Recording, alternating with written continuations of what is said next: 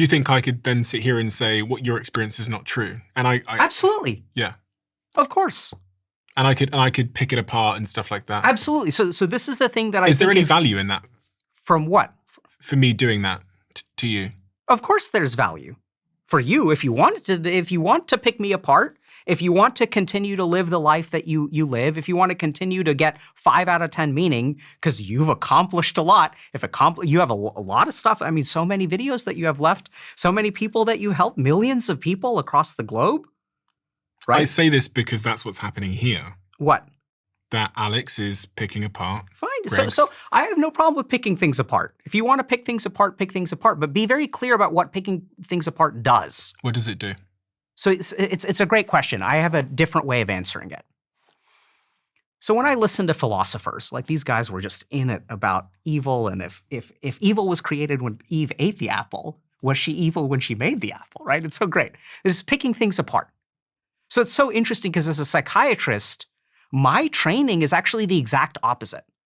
What I've trained myself to do is to twist and turn in mental gymnastics to understand somebody else's view. When a patient walks into my office and they say, I'm suicidal, I don't want to pick their view apart. No, you have so much to live for, it doesn't work. I try to understand them.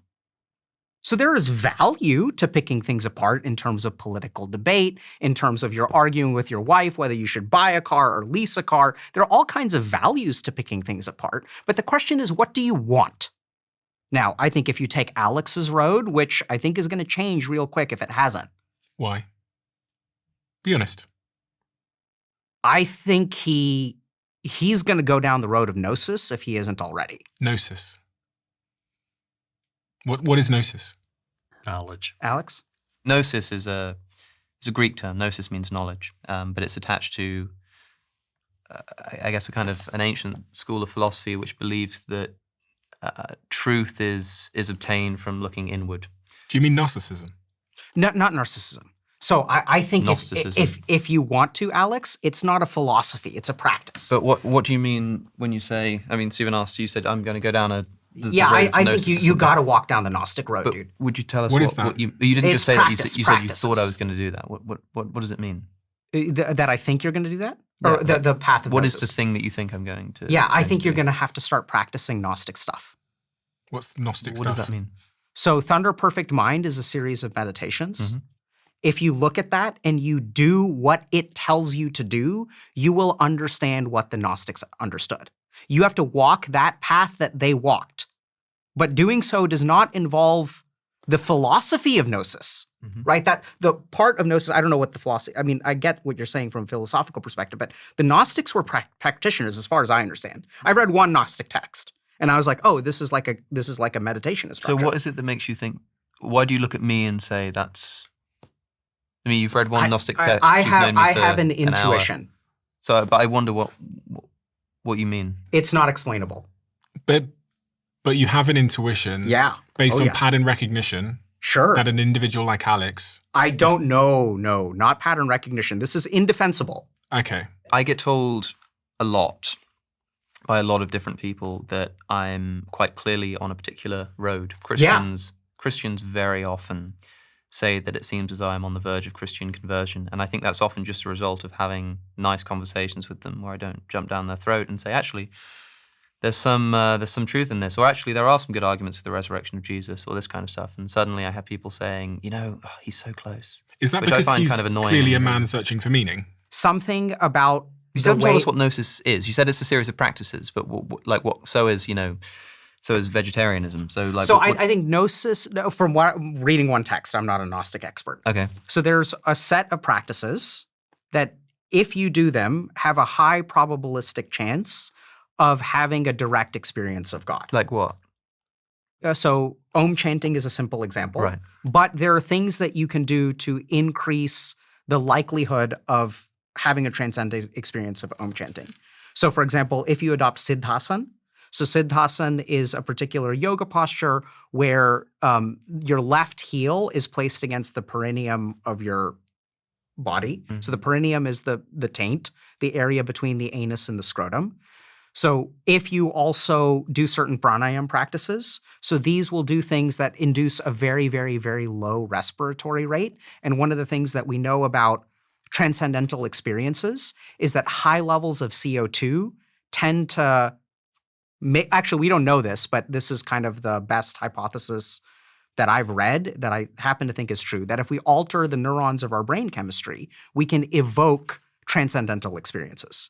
So if you look at some of these esoteric traditions, what'll happen is you have all of these different practices, and as you do these practices, I think you are very clearly refining your physiology and your neurology to induce certain states.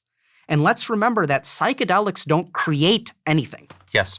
Psychedelics simply activate the circuitry that is already there. Or deactivate. Or deactivate. Or deactivate, right?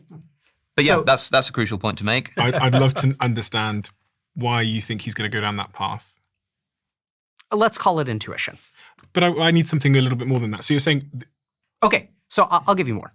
So in the system of... So can I answer truthfully or defensively? Truthfully. Which ones do you guys want? Truthfully. Truthfully. Okay.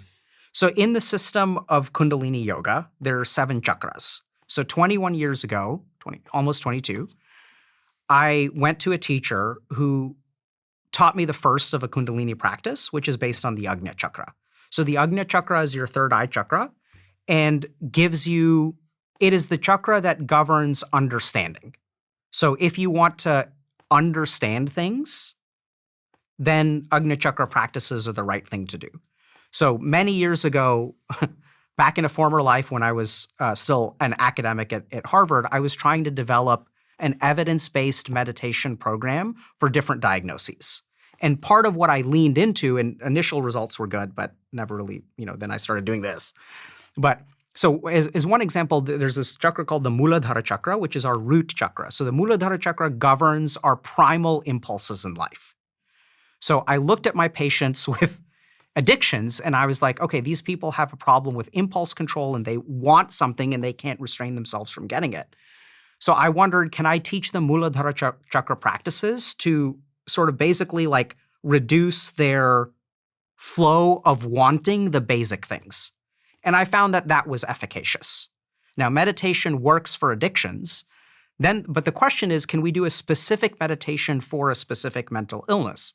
So there's one study, for example, that looks at anahat or heart chakra meditation specifically for depression because it cultivates like compassion and self-love and stuff like that. And they found, it's a very small study, hopefully we'll do more research in this, but they found that the effect was superior to other forms of meditation. So hypothetically, theoretically, there are specific meditation practices which work in different ways. And I teach a lot of this stuff in Dr. K's Guided Meditation and stuff. But so there are these specific practices. So I specifically did a practice based on Ajna Chakra stuff, like intuition, right? So then like something weird happens, which is when I sit with people, I have intuitions about them. Now, is this real? Is this fake? Is it delusional? I don't know. You could argue that I'm just a really good psychiatrist with really good cold reading, right? But so if you want to know the real answer, like I'm not a great psychiatrist. People think I'm so brilliant as I'm not. I'm cheating. I'm using a layer of information that I don't think most people have access to, which I know is a completely undefensible claim, except if you do Ajna Chakra practices too, you will see what I'm talking about.